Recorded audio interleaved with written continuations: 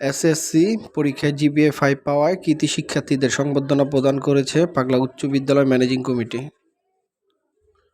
সোমবার 20 মে সকালে স্কুলের অডিটোরিয়াম হলে এই অনুষ্ঠান অনুষ্ঠিত হয়। উক্ত অনুষ্ঠানে প্রধান অতিথি হিসেবে উপস্থিত ছিলেন নারায়ণগঞ্জ মহানগর আওয়ামী লীগের যুগ্ম সাধারণ সম্পাদক শাহানিজাম।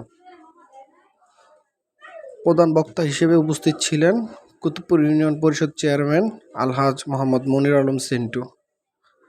অনুষ্ঠানে সভাপতিত্ব করেন স্কুলের প্রধান শিক্ষক ব্রজেন্দ্রনাথ সরকার।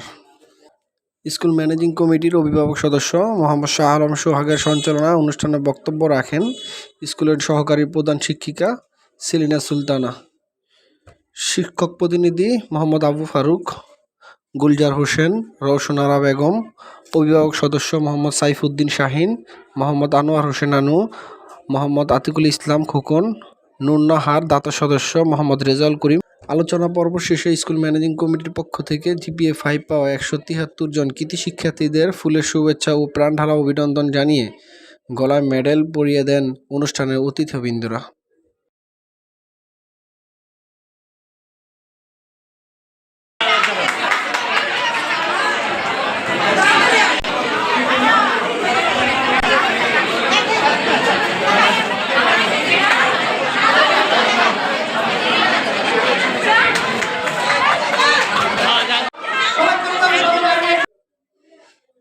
26 শেখ, এসটি নিউজ।